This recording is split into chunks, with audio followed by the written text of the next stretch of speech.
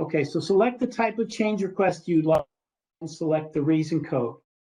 As you can see, 4 options. You have a single part change, you have a first part of multiple part change, you have a new subsequent part change, and you have a change request for a weather mod. When you select the type of change request, you'll click on the next button, and then the Add New Change Request screen will display. The change request number will automatically be assigned, though it can be changed if desired or required. When you click on the blue reason code box, the modification reason codes lookup menu will display, which I'll show you on the next slide. Okay, this is the modification reason codes lookup menu. Here is where you're going to select the appropriate reason code and select the OK button. This will bring you back to the Add New Change Request screen view, and you'll hit the Finish button to proceed or the Back button to go back. Now note, if more than one reason code applies, separate modifications must be prepared.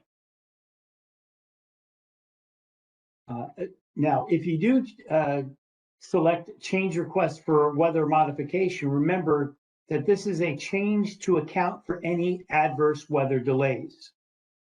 If you select this option, you will need to enter the dates that the weather caused the modification.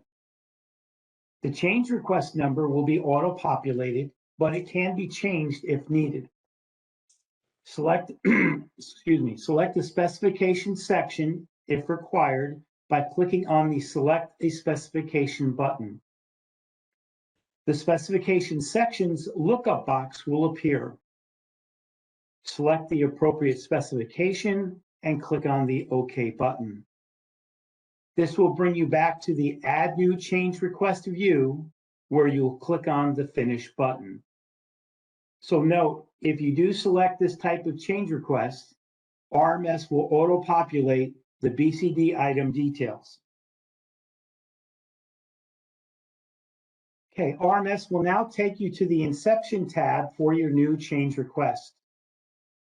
You're then going to populate the information on the Inception tab. When you click on the blue fields for agency code, reason code, and mod type code, a lookup box will appear for each, and I'll show you an example on the next slide. Okay, these views show you a sample of the agency codes and the mod type codes that you can select from.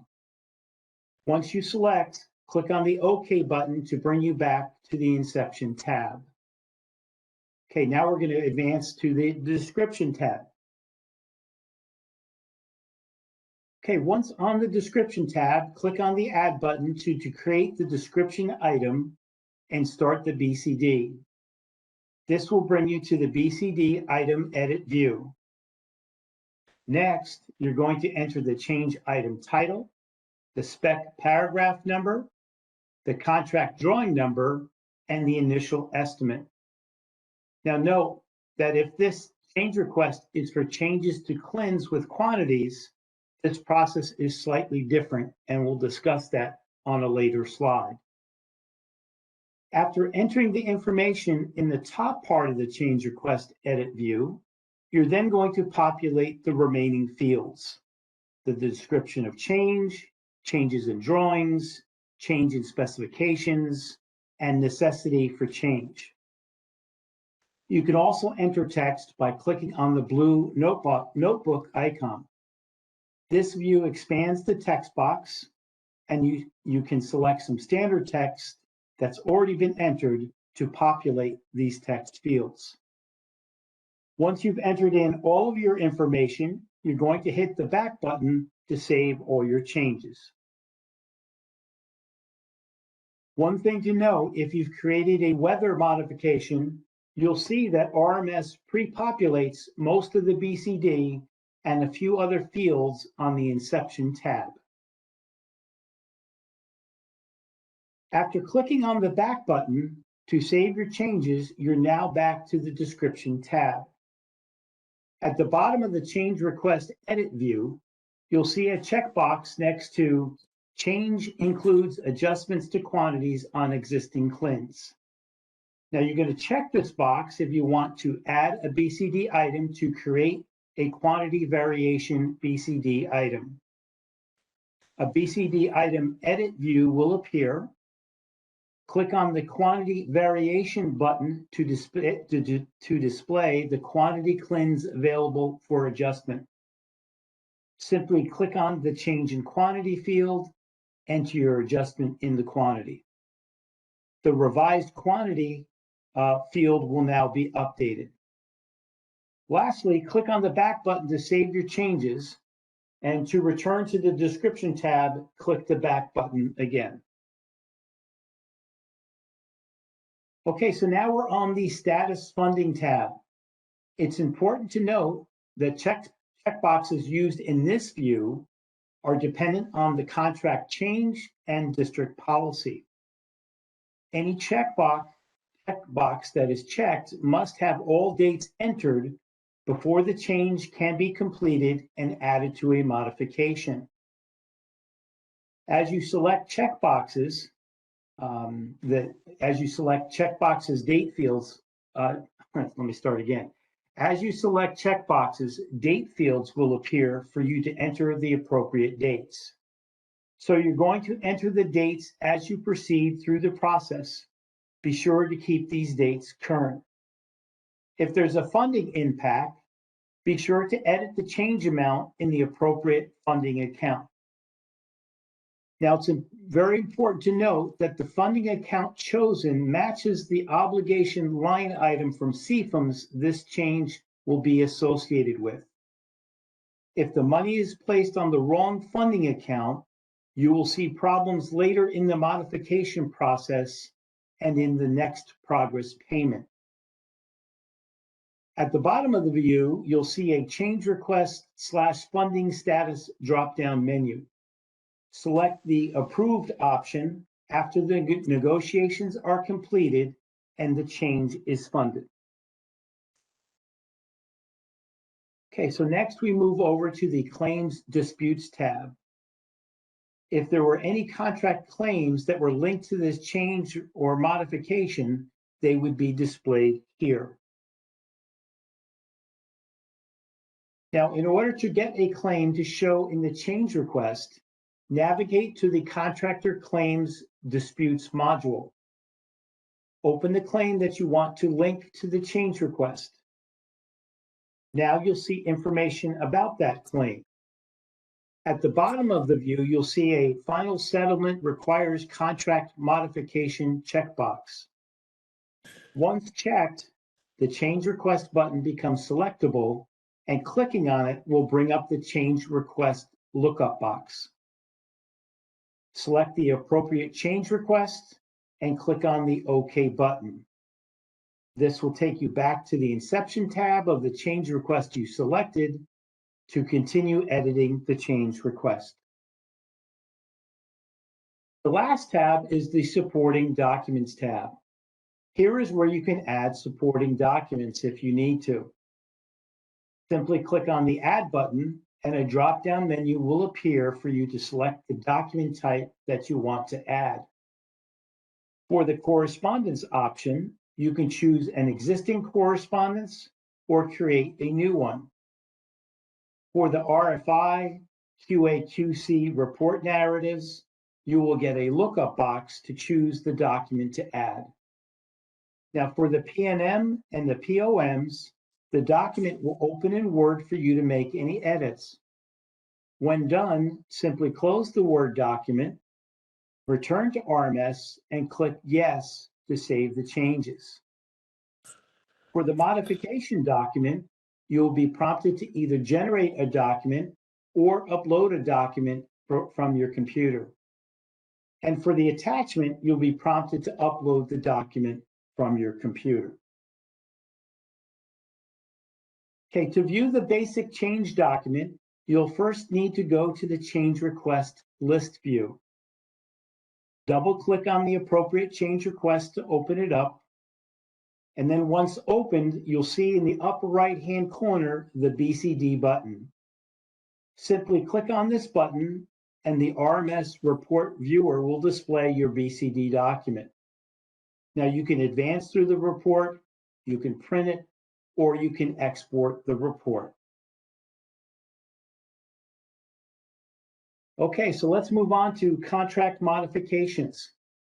Again, you'll need to select your contract, and then from the contract menu, you'll select the Finances tab, and then select the Contract Modification module. Okay, before you generate the modification, your change request should already be completed. Select Add to create a new mod. The Edit button will allow you edits to existing mods, and the Delete button will remove incomplete mods.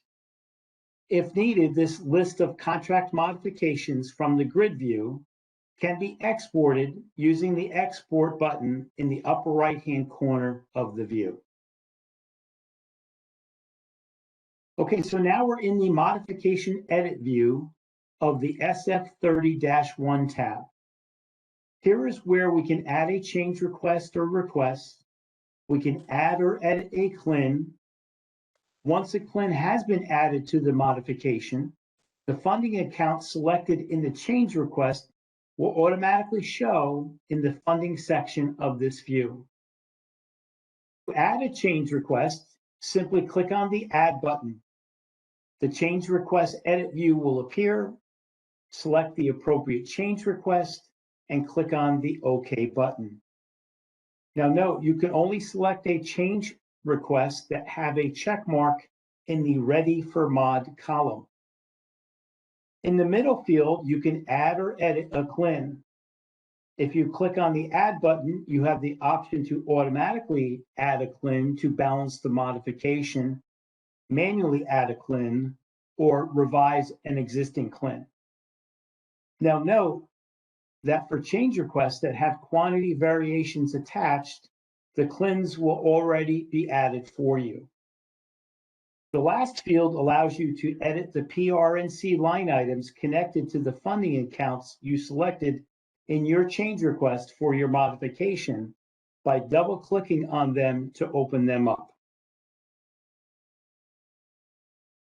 A common issue you might run into is that the PRNC line items are not showing in the funding edit view. Now, if this happens, then the funding account chosen in the change request was not the correct one. So to resolve this, you'll need to go back to the change request and enter the dollar amount in the correct funding account prior to continuing. Okay, when you add your change request or request to the modification, if your change request has documents in the Supporting Documents tab, you will have the option to have these documents automatically added to the modification. If you want your documents added, click on the Yes button. The Supporting Documents lookup box will now appear. Select the documents you want added to the modification and click on the OK button.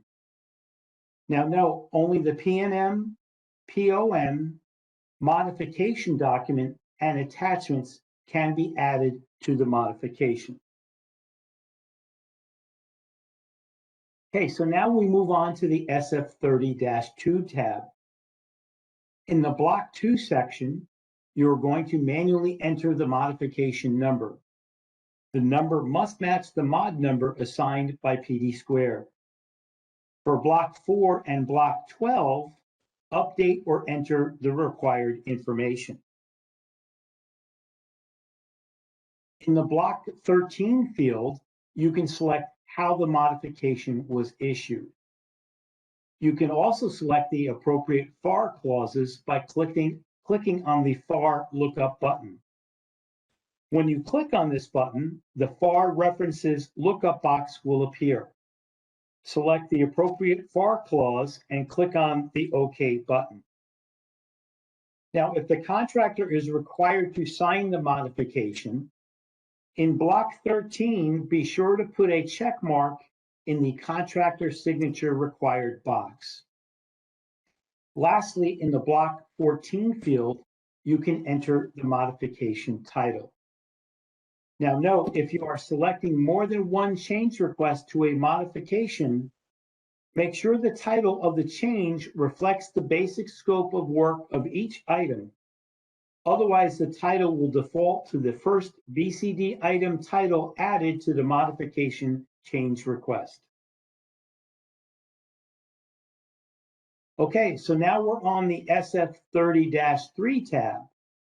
The first two memo fields are optional and are used to enter notes regarding contract price and time. The next two memo fields are for comments related to the change in schedule and the closing statement taken from selecting the appropriate option from a lookup. If the option you are looking for doesn't show, then the standard closing statements can be updated in the district library under the standard text module. And to do that, consult with your district admin to see if you can make those changes. The last two sections are for the contractor signature and the government signature. Now, the government signature block can be used for either the CO or ACO signature.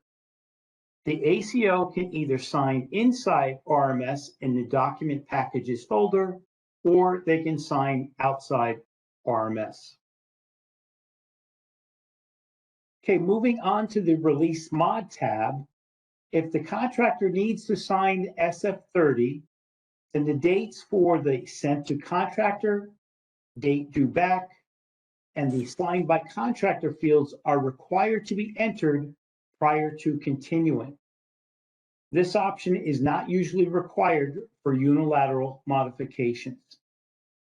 Now, the government signature date field is required to be entered before the CLIN changes/obligations for payment box will show up. Now, once that date is entered, you can then double click on each CLIN in the CLIN changes/obligations by payment section to open up the obligation line item list and add the correct amounts to the obligation line items associated with that CLIN. We'll show you this view and give you some advice should you run into any issues in a few slides. The modification completion section should be checked last after the last three tabs have been completed. Okay, so still on the Release Mod tab, we're going to enter in the obligation amount. To link the RMS CLIN to the correct obligation line item from CFMS, you will need to double-click on the CLIN to open up the Modification CLIN Funding Edit view, which we'll see on the next slide. After adding amounts to the obligations, click the back button to return to this view, and click on the Modification Funded with Obligation in CFMS checkbox. The next step is to advance to the Mod Package tab and the Supporting Documents tab prior to checking the Modifications Completed checkbox. Okay, after opening the Modification CLIN Edit view, click on the Funding button to add the amounts to the correct obligation line items. Now, a common problem with some contracts is when the funding is opened, the obligations line item that the CLIN needs to be linked to does not show.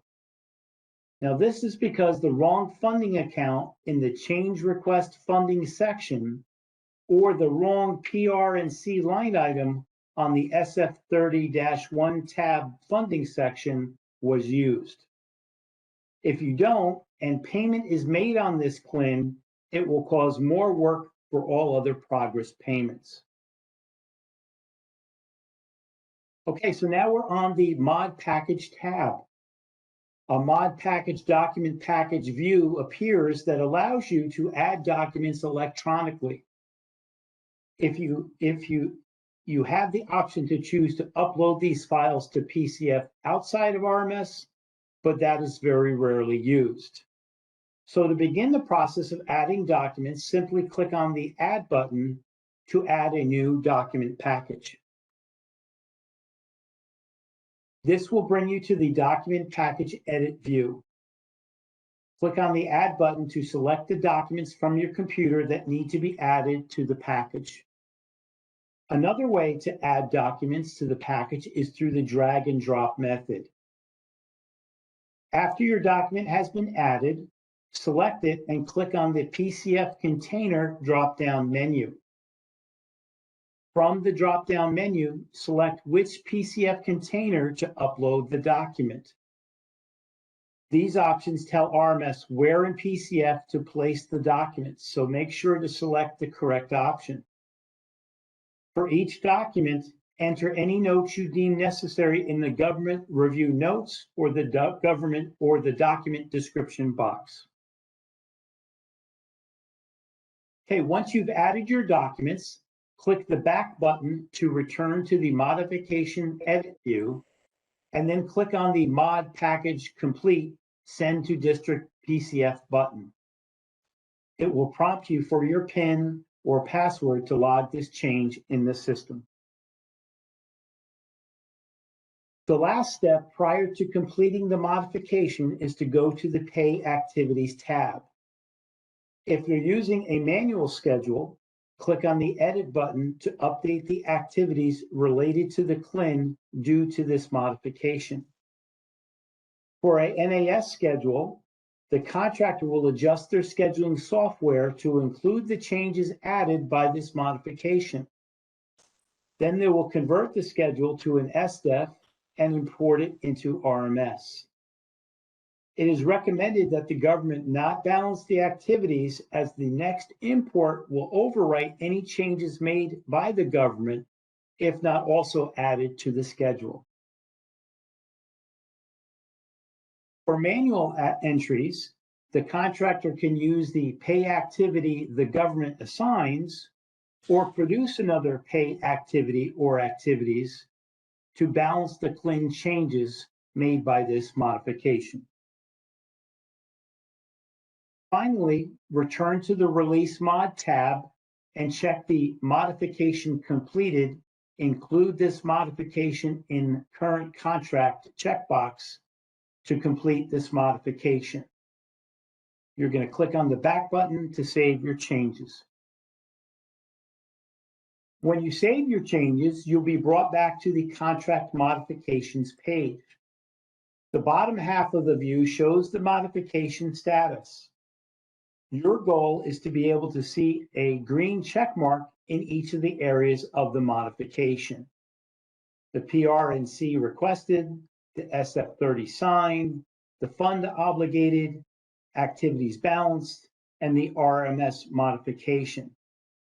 Now, if for some reason you do not have all green check marks, you will need to go back to the corresponding sections and make sure that all information is input and all boxes are checked. The exception is if the contract is using an SDEF file, in which case that check mark for activities balance will not be checked until after the contractor uploads the new SDEF file. So if SF30 is not signed, you'll need to go back to the Mod Package tab. If the funds obligated is not checked, you'll need to go to the Release Mod tab. If the activities balanced is not checked, you'll need to go to the Pay Activities tab. And lastly, if the PR&C requested is not checked, you'll need to go back to the SF30-1 tab.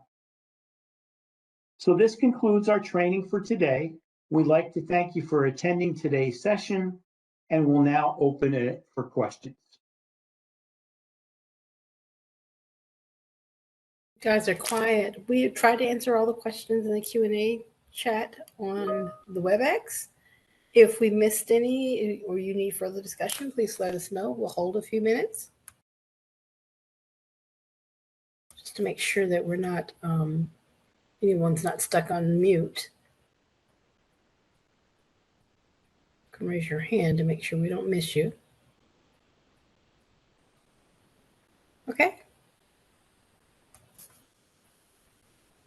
when can we expect the training to be uploaded? 5 days from today. That can be found on the RMS YouTube channel. That is accurate. I have a question. I wanted to know, RMS is pretty, excuse me, one second. So there's a couple of people that we could not mute. To be careful with your side conversations so that you know that you're being heard. Hello, can you hear me? That's much better. Okay, so RMS has a way of updating PDF documents or having produces its own PDF documents. How do you go about in modifying those PDF documents if they're not up to date?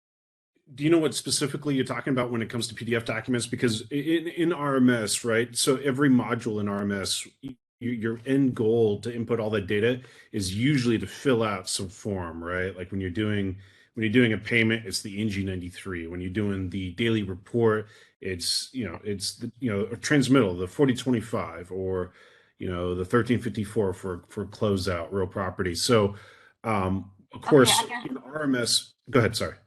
No, I guess it was a general question, but more specifically, when you're submitting a contract modification document, you print out a routing slip.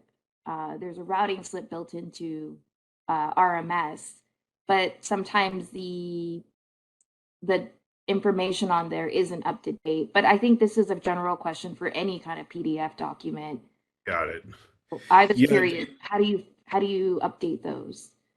Yeah, so that has been a question, especially with the daily reports. You go in and you make a change to some of the things that happened in the past. You either have to send back the daily report for corrections and regenerate the report, because the report's a snapshot of what was done in the time that it was generated, right?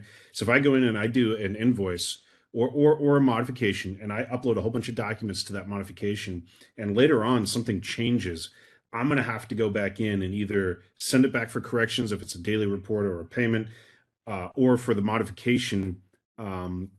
That's more locked in stone because it has to do with finances and whatnot.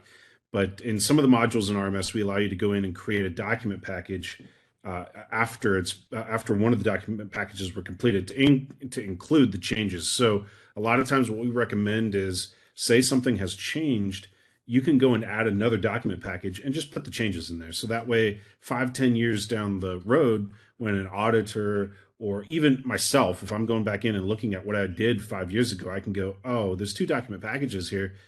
Oh, those are the changes or the updates. But to answer your question, there's no easy way to do that, because the generated reports are a snapshot of what was done at the time. To get another one of that for the daily reports, you either got to send it back for corrections, or to regenerate the report, or just drag and drop to a new document package what the changes are. So not necessarily an easy answer or an easy question, if you know what I'm saying. And it may not be exactly what you're looking for, but that's the best I can do. No, that works out. So bottom line, if it's not to the standard, we can modify and just upload a new document in there. Yep, exactly. Yep. And most of the modules, we tried to make it in such a way that even after you check everything done, you can go in and add another document package. You won't be able to change the document package that's there, because we've been told by headquarters, you've got to have a system of record, when it comes to how things are done. But you should be able to add an additional document package. I think there's a few areas financially related that don't allow that. You might have to create another item that relates to it. But if you ever have questions on that, definitely feel free to put in a ticket and we can help you out with that. But yeah, you can add another document. You can add as many document packages as you want to an area that has a document package area. You can add several to those and then just drag and drop the changes in there. And that will help an auditor or whatever in the future when they look back at that. And just so you guys know, those document packages are the only way to get stuff off to PCF. So if I create a document package and I dump documents in there, that does not go to PCF. I have to go and complete the document package for it to go to PCF. So that means if the contractor sends you a document package in a QC report, if you want that to go off to PCF, they've got to complete that document package. You've got to approve it. Boom, off it goes to PCF. So just keep that in mind. That's something a lot of a lot of RMS users are asking us right now is how do I get stuff off to PCF, because they're cracking down on that. Make sure you complete the document package. That's how you get it off to PCF. So later on say, oh, I forgot to update this, or I forgot to add this document. That's an update. Just add another document package, check it complete, boom, off to PCF it goes. You're good to go. Thank you. Cool. Thank you. Good question. Um, if I can answer your question real quick, because it's a little bit faster to do that instead of type it out. You asked, is it possible to give the contractor read-only access to see change requests? Right now, that's not possible because change requests and mods are kind of a government-only thing, but you can put off a CCB request to allow that. The more people that ask for that feature, the greater chance the CCB will be like, oh yeah, this is something we need to do. From a programmer standpoint, yeah, we could definitely do that, but we've got to get that from the CCB and headquarters to allow that. I know the 1354, the closeout process, that's something recently that the CCB has changed to allow the contractor to assist the government in that, in the real property stuff, right? So, if that's something, definitely send that off to your change control board member, and they will send that off to headquarters. The more people that ask, the better. And that's exactly right. So that's possibly too. So there are some districts that are different. So just to give you guys an idea, RMS, the one reason why RMS has got the features and complication to it that it does is because every district uses it a little bit differently. So yeah, one district will be, hey, change requests, we do not want the contractor to see that at all. And another district would be like, it would be great if the contractor could help us generate this change request, blah, blah, blah, blah. So if it was a CCB change request, that it goes to the CCB and you get a whole bunch of veteran RMS users looking at that from all over the world going, hey, we need to make this a checkbox, so that it can be turned on and off, so that it's not forced by all the districts. Or you see what I'm saying? So definitely send that off to the CCB. One great thing about the change request, change control board is that they kind of vet that stuff, if you know what I'm saying, and they make sure that it goes through headquarters and gets a blessing of yes, this is policy, no, this is not policy, that sort of thing. Once a change request has been converted to a modification, what is the best way to attach correspondence that deals with the modification only? Give me 1 second here. I think when you're inside of a modification in the document package area, you can add that modification there. Somebody correct me if I'm wrong. I'm going to it right now. So I just want to make sure I understand her question, because there is a way. So for example, if you have a BCD portion and you go to contract changes, I'm just going to go into one so I know I'm giving the right information. So if say that you haven't gone to contract modifications yet, you can go into the supporting document tab and drag and drop any supporting documents that you need to associate this contract with. Exactly. Perfect. Yes. So inside of a modification, when you go to the supporting documents tab and you hit the add button, it's going to drop down a list of a whole bunch of stuff you can add as supporting documents. One of those is the correspondence, request for information, narratives, PNMs, POMs, and modification documents. So that's the best way to do that, Rachel. Thank you very much for the help. I really appreciate it. Thank you. Yes, so once you do get into your modification portion, those documents should be out there, and then it will actually allow you to go ahead and then categorize them to, like, say your BCD is categorized as an A, so it'll allow you to do that as well, and put them in alphabetical or order according to, is it a POM, PNM, supporting document, or etc. Perfect. Thank you very much. All right, cool. I think we handled all the questions in the Q&A. Some of them I didn't actually type out a response to. We just talked to them. So if you guys have any more questions, please ask. All right. I want to thank everybody for attending then today. Appreciate taking your time to do that. Hopefully this was helpful. And again, it'll be uploaded in about 5 days on the RMS YouTube channel. Thank you. Awesome. Thank you. Have a great weekend, everyone.